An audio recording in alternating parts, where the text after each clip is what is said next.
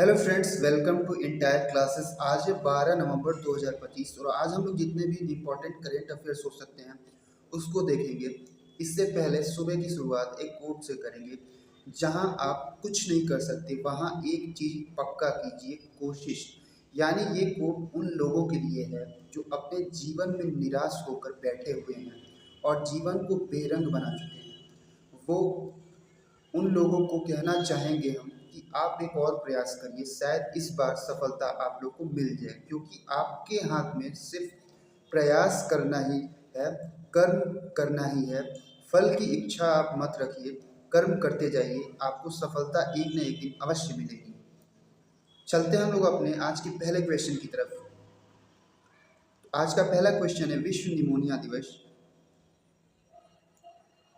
यानी कि world pneumonia day कब मनाया जाता है? पहला ऑप्शन है 10 नवंबर, दूसरा ऑप्शन है 11 नवंबर, तीसरा ऑप्शन है 12 नवंबर, चौथा ऑप्शन है 13 नवंबर।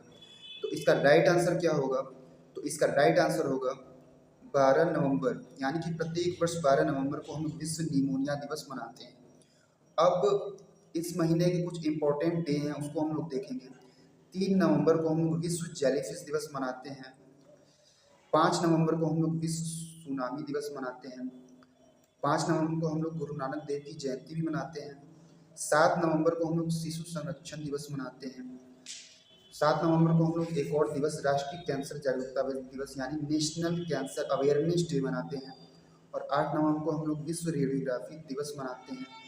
9 नवंबर को हम लोग 2 दिन मनाते हैं, राष्ट्रीय विधिक सेवा दिवस, नेशनल जुडिशियल सर्विस डे अथवा विश्व स्वतंत्रता दिवस यानी कि वर्ल्ड फ्रीडम डे। 10 नवंबर को हम लोग शांति और विकास के लिए विज्ञान दिवस मनाते हैं, ठीक है। और विश्व टीकाकरण दिवस यानी वर्ल्ड वैक्सीनेशन डे भी मनाते हैं। 11 नवंबर को हम लोग राष्ट्रीय शिक्षा दिवस यानी नेशनल एजुकेशन डे मनाते हैं, मौलाना अबुल कलाम आज़ाद की जयंती के समारोह की उपलक्ष्य में। तो ये रहा आज का हमारा पहला क्वेश्चन। अब हम लोग चलते हैं अपने नेक्स्ट क्वेश्चन की तरफ आगे। इससे जुड़े कुछ फैक्ट होंगे, हम लोग देख लेंगे। विश्व निमोनिया दिवस, यह दिन निमोनिया रोग के बारे में जागरूकता बढ़ाने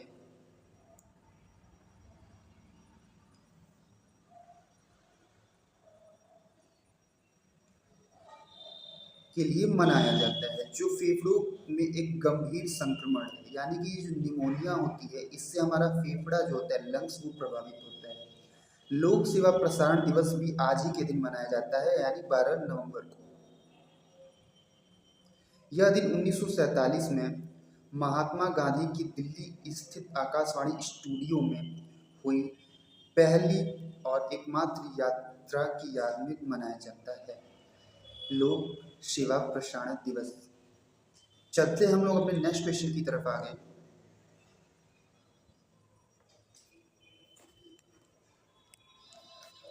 नेक्स्ट क्वेश्चन है हम लोग का, हाल ही में कौन सा राज्य अपने सभी जिलों में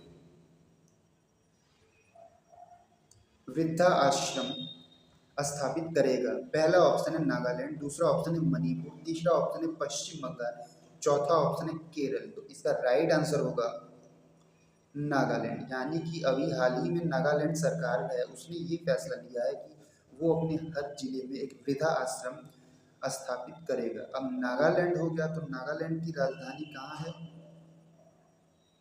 नागालैंड की राजधानी है कोहिमा।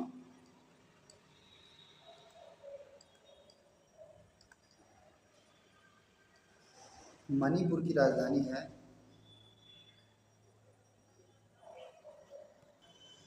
मणिपुर की राजधानी होगी इम्फाल।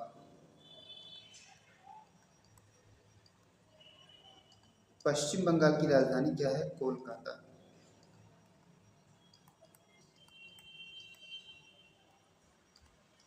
केरल की राजधानी है तिरुवनंतपुरम। तिरुवनंतपुरम।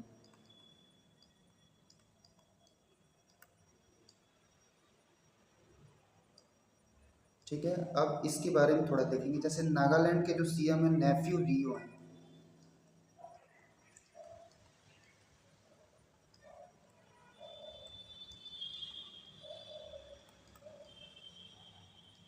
मणिपुर के हैं एन बीरेन सिंह।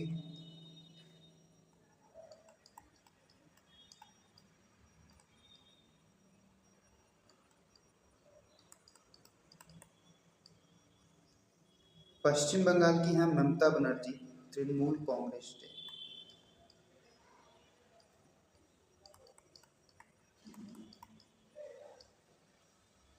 केरल के हैं पिनरई विजयन, यानी पी विजयन।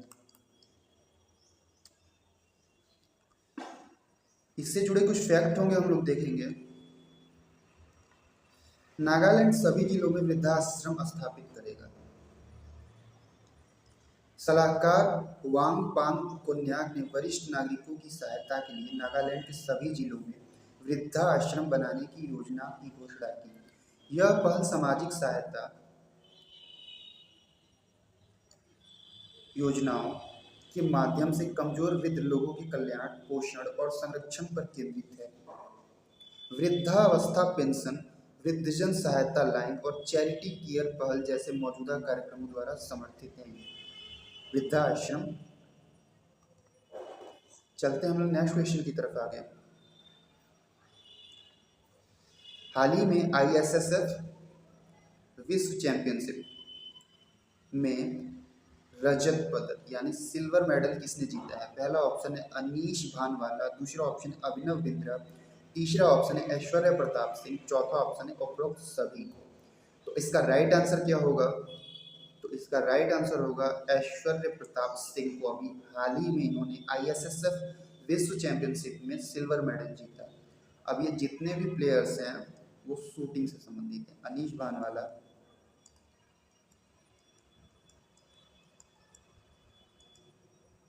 ठीक है, अभिनव बिंद्रा, ऐश्वर्य प्रताप सिंह। अब इससे जुड़े कुछ फैक्ट होंगे, हम लोग देखेंगे।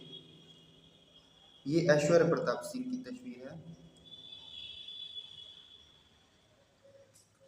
ऐश्वर्य प्रताप सिंह तोमर ने ISSF विश्व चैंपियनशिप में रजत पदक जीता। ओलंपियन ऐश्वर्य प्रताप सिंह तोमर ने काहिरा में, ये कहाँ पे हो रही थी ISSF चैंपियनशिप? तो इजिप्ट की राजधानी काहिरा में ISSF विश्व चैंपियनशिप में पुरुषों की 50 मीटर राइफल्स में सी पोजीशन में रजत पदक जीता। उन्होंने क्वालिफिकेशन में 466.9 अंकों के साथ विश्व रिकॉर्ड की बराबरी की, जो चीन के यूकुन लियू 467.1 से थोड़ा ही पीछे था। साथ ही भारतीय नीरज कुमार 432.6 अंकों के साथ 5वें स्थान पर रहे। चलते हैं हम अपने नेक्स्ट क्वेश्चन की तरफ आगे। नेक्स्ट क्वेश्चन है हम लोग का, हाल ही में किन देशों ने रियल टाइम UPI EFTS भुगतान लिंक लॉन्च किया है? पहला ऑप्शन है भारत और बहरीन, दूसरा ऑप्शन है भारत और भूटान, तीसरा ऑप्शन है भारत और संयुक्त अरब अमीरात, चौथा ऑप्शन है बांग्लादेश। तो इसका राइट आंसर क्या होगा?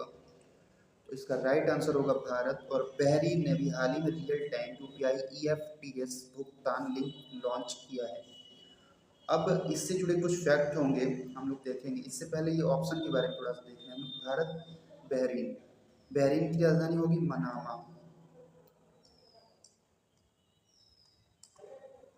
मनामा। भूटान की राजधानी क्या हो जाएगी? थिम्पू। और अभी हाल ही में यहाँ हमारे प्रधानमंत्री गए हुए हैं यहाँ की राजकीय यात्रा पे। संयुक्त अरब अमीरात यानी UAE की राजधानी क्या होगी? तो इसकी राजधानी होगी दुबई। इसकी राजधानी है दुबई। बांग्लादेश की राजधानी है ढाका और यहाँ की करेंसी है टका। चलते हैं हम नेक्स्ट कुछ फैक्ट के बारे में देखते हैं। इसके बारे में है, भारत और बहरीन ने रियल टाइम UPI EFTS भुगतान लिंक लॉन्च किया। NPCI यानी national payment corporation of India international Bharat का ये है, और BEN EFTI बहरीन का ये ने फावरी प्लस के माध्यम से UPI को बहरीन के EFTS से जोड़ते हुए एक रियल टाइम सीमी पार भुगतान प्रणाली शुरू की। यानी कि हमारा NPCI भारत का और बहरीन का जो है बेनिफिट, ये दोनों इन लोगों ने मिलकर एक साझेदारी की है। RBI CBP निर्देशित यह पहल वित्तीय प्रौद्योगिकी सहयोग को बढ़ावा देती है, त्वरित और सुरक्षित प्रेषण को सक्षम बनाती है और डिजिटल वित्तीय समावेशन जो होता है यानी कि फाइनेंशियल इंक्लूजन, उसको आगे बढ़ाती है। 2019 के समझौता ज्ञापन और 2024 के संयुक्त आयोग के संकल्प पर आधारित यह द्विपक्षीय आर्थिक और लोगों के बीच संबंधों को सुदृढ़ करती है। चलते हैं हम लोग नेक्स्ट क्वेश्चन की तरफ आगे। हाल ही में बीएसएफ कि किस श्वान यानी कि बिच यानी कि हिंदी में कुतिया को राष्ट्रीय के9 वीरता पुरस्कार 2025 से सम्मानित किया गया है? पहला ऑप्शन है बबीता, दूसरा ऑप्शन है भानु, तीसरा ऑप्शन है सरिता, चौथा ऑप्शन है रजनी। तो ये जितने भी ऑप्शन में आप नाम देख रहे हैं वो एक बिच के नाम है, कुतिया के नाम है। तो इसका आंसर आप क्या होगा आप लोग बताइए। तो इसका आंसर होगा बबीता, यानी कि बीएसएफ की बबीता को अभी राष्ट्रीय के9 वीरता पुरस्कार 2025 से सम्मानित किया गया है। यही है बबीता जी जिनको अभी बीएसएफ के के9 वीरता पुरस्कार से सम्मानित किया गया है। बीएसएफ की कुतिया बबीता को राष्ट्रीय के9 वीरता पुरस्कार से मिला है। बीएसएफ की ट्रैकर डॉग बबीता, ये कैसी डॉग है? ट्रैकर डॉग, को असाधारण साहस और सेवा के लिए हैदराबाद में सरदार वल्लभ भाई पटेल राष्ट्र में के9 वीरता पुरस्कार 2025 से सम्मानित किया गया है। अमृतसर सेक्टर में तैनात उसने सितंबर 2025 में एक तस्करी अभियान का भंडाफोड़ करने में सहायता की थी, जिसके परिणाम स्वरूप गिरफ्तारियां हुई और हथियार जब्त किए गए। निष्ठा और विशिष्ट कर्तव्य के लिए पदक और प्रशस्ति पत्र प्राप्त किया इन्होंने। चलते हैं हम लोग नेक्स्ट क्वेश्चन की तरफ आगे। नेक्स्ट क्वेश्चन हम लोग का हाल ही में किसे उनके उपन्यास फ्लेश के लिए 2025 का बुकर पुरस्कार मिला है? पहला ऑप्शन है किरण देसाई, दूसरा ऑप्शन है कीर्ति किटामुरा, तीसरा ऑप्शन है डेविड स्जेले, चौथा ऑप्शन है सामंथा हार्वे। तो इसका राइट आंसर क्या होगा? तो इसका राइट आंसर होगा डेविड स्जेले को इस वर्ष उनके उपन्यास फ्लेश के लिए 2025 का बुकर पुरस्कार मिला है। और ये लोग जो हो गए किरण देसाई, कीर्ति किटामुरा और सामंथा हार्वे, ये लोग भी बुकर पुरस्कार के लाइन में ये लोग थे, लेकिन इन लोगों को नहीं मिल पाए। पिछले वर्ष सामंथा हार्वे को मिला था बुकर पुरस्कार। अब इससे जुड़े कुछ फैक्ट होंगे हम लोग देखेंगे। यही है डेविड स्जेले जिनको इस बार बुकर पुरस्कार 2025 से सम्मानित किया गया है। डेविड स्जेले को उनके उपन्यास फ्लेश के लिए 2025 का बुकर पुरस्कार मिला।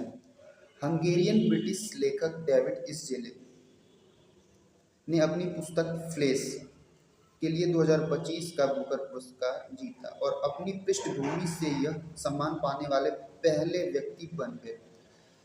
संक्षिप्त गद्य में लिखा गया यह उपन्यास, यानी कि गद्य में लिखा गया, एक व्यक्ति के हंगेरियन आवासीय परिसर से लंदन के अभिजात वर्ग तक के सफर का वर्णन करता है। वर्ग, शक्ति और पुरुषत्व पर चिंतन के रूप में प्रशंसित इस पुरस्कार से इस जेले को 50,000 यूरो और वैश्विक साहित्यिक प्रशंसा मिली। चलते हैं हम अपने नेक्स्ट क्वेश्चन की तरफ आगे। नेक्स्ट क्वेश्चन है जलवायु शिखर सम्मेलन यानी कोप कॉन्फ्रेंस ऑफ पार्टी की 32वीं बैठक 2027 में उसकी मेजबानी कौन करेगा? पहला ऑप्शन है इथियोपिया, दूसरा ऑप्शन है सोमालिया, तीसरा ऑप्शन है इरिट्रिया, चौथा ऑप्शन है घाना। तो इसका राइट आंसर क्या होगा? तो इसका राइट आंसर होगा इथियोपिया। ठीक है, ये देखिए मैप में ये इथियोपिया है, इसके बगल में सोमालिया हो गया, ये इरिट्रिया हो गया, ये सूडान हो गया, ये साउथ सूडान हो गया और ये केन्या हो गया, इसकी बॉर्डर कंट्री हो गया। ठीक है, अब इथियोपिया है जो उसकी राजधानी जो होगी हमारी अदिस अबाबा होगी, अदिस अबाबा।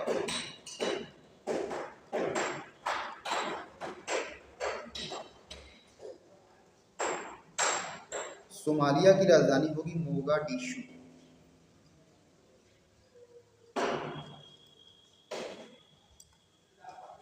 इरिट्रिया जो है उसकी राजधानी होगी अस्मारा।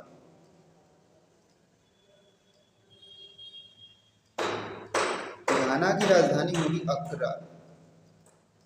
घाना थोड़ा दूर है क्योंकि घाना जो आता है बेसिकली वो पश्चिमी अफ्रीकी देश है।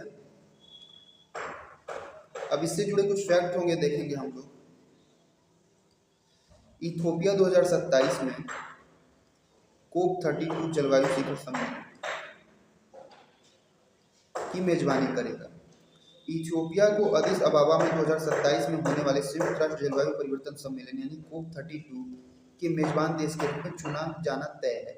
यह निर्णय ब्राजील के कोप 30 के दौरान सैद्धांतिक रूप से लिया गया है, यानी कि कोप 30 जो ब्राजील में हो रहा है उसमें यह निर्णय लिया गया है, जिसकी घोषणा कोप 30 के अध्यक्ष आंद्रे कोरेया डो लागो ने 2026 में कोप 31 का मेजबान का चयन अभी भी अनिश्चित है, यानी कि 2026 में कोप 31 कहाँ होगा अभी ये डिसाइड नहीं किया है, लेकिन अगला जो 2027 में कोप 32 है वो डिसाइड हो गया, इथियोपिया में होगा। ऑस्ट्रेलिया और तुर्की इस बोली के लिए प्रतिस्पर्धा कर रहे हैं, यानी 2026 में जो कोप 31 होगा उसके लिए ऑस्ट्रेलिया और तुर्की अभी आपस में बातचीत कर रहे हैं। चलते हैं हमारे नेक्स्ट क्वेश्चन की तरफ आगे। हाल ही में प्रधानमंत्री नरेंद्र मोदी किस देश की 2 दिवसीय आधिकारिक यात्रा पर गए हुए हैं? पहला ऑप्शन है जापान, दूसरा ऑप्शन है बांग्लादेश, तीसरा ऑप्शन है ब्रिटेन, चौथा ऑप्शन है भूटान। तो इसका राइट आंसर क्या होगा? तो इसका राइट आंसर होगा भूटान, यानी कि अभी प्रधानमंत्री हमारे भूटान की आधिकारिक यात्रा पर गए हुए हैं। अब ऑप्शन में हम लोग देखें तो जापान है, जापान की राजधानी क्या होगी? टोक्यो, प्रशांत महासागर में स्थित यह देश है। बांग्लादेश की राजधानी होगी ढाका, ये एशियन कंट्री है बांग्लादेश। ब्रिटेन की राजधानी क्या होगी? लंदन, और ये यूरोपियन कंट्री है। इंग्लिश चैनल यहीं पे है, फ्रांस और ब्रिटेन के बीच। भूटान की राजधानी है थिम्पू।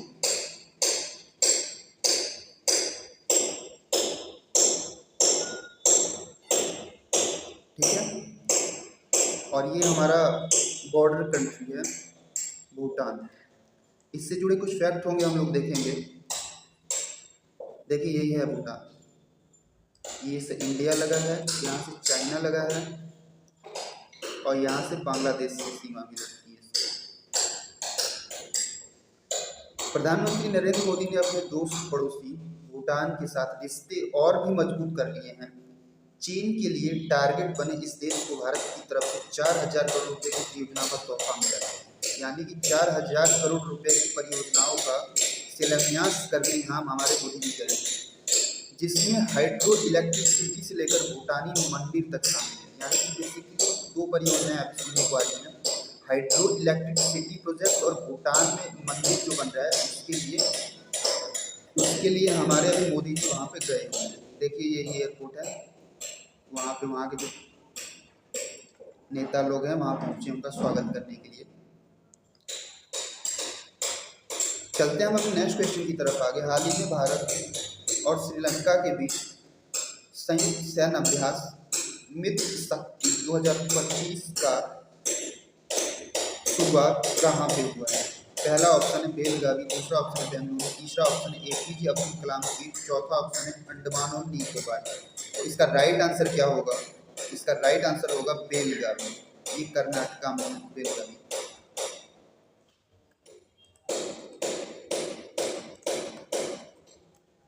ठीक है, APJ अब्दुल कलाम द्वीप जो है ये आपका केरला में है, बेंगलुरु कर्नाटका की राजधानी, अंडमान निकोबार द्वीप समूह जो है यूटी यानी टेरिटरी केंद्र शासित प्रदेश।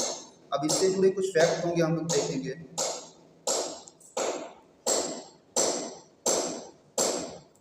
भारत और श्रीलंका ने 10 नवंबर 2025 को सैन्य अभ्यास मित्र शक्ति 2025 का 11वां संस्करण, यानी इसका ये 11th एडिशन था, कर्नाटक के बेलगावी स्थित फॉरेन ट्रेनिंग नोड में आरंभ हुआ। कहाँ पे? फॉरेन ट्रेनिंग नोड में। यह अभ्यास 23 नवंबर 2025 तक चलेगा। इसका उद्देश्य दोनों देशों के बीच सैन्य सहयोग और परिचालन समन्वय को सुदृढ़ करना है। तो ये हमने मित्र शक्ति 2025 के बारे में देखा। अब हम और कुछ भी इम्पोर्टेंट युद्धाभ्यास हैं उसको देखेंगे। जैसे वरुण जो है ये नेवी का एक्सरसाइज है, ये भारत और फ्रांस के बीच होता है। शक्ति जो है ये आर्मी का ऑपरेशन है, ये भारत और फ्रांस के बीच होता है। गरुड़ एयरफोर्स की एक्सरसाइज है, ये भी भारत और फ्रांस के बीच होता है। सूर्य किरण भारत और नेपाल के बीच होता है। जेमैक्स जो हो गया भारत और जापान। सहयोग केजिन जो हो गया ये भी भारत और जापान। गरुड़ शक्ति भारत और इंडोनेशिया के बीच होता है। लमित्य जो होता है भारत और सेशेल्स के बीच होता है। नसीम अल बहर और अल नागा जो है ये भारत और ओमान के बीच होता है। Hand in hand exercise Bharat और चीन के बीच होती है। ऑसिम्बिक्स जो होता है ये भारत और ऑस्ट्रेलिया के बीच होता है। और प्रबल दोस्ती की ये एक्सरसाइज जो है ये भारत और कजाकिस्तान के बीच होती है। खंजर एक्सरसाइज भारत और किर्गिस्तान के बीच होता है। मैत्री अभ्यास भारत और थाईलैंड के बीच होता है। अजय योद्धा और कुक्कड़ जो है ये यूके और भारत के बीच होता है। और डेजर्ट ईगल जो है ये यूएई और भारत के बीच होता है। इक्वेरियन जो होता है भारत और मालदीव के बीच होता है। तो ये रहे कुछ महत्वपूर्ण युद्धाभ्यास। अब हम लोग चलते हैं अपने नेक्स्ट क्वेश्चन की तरफ आगे।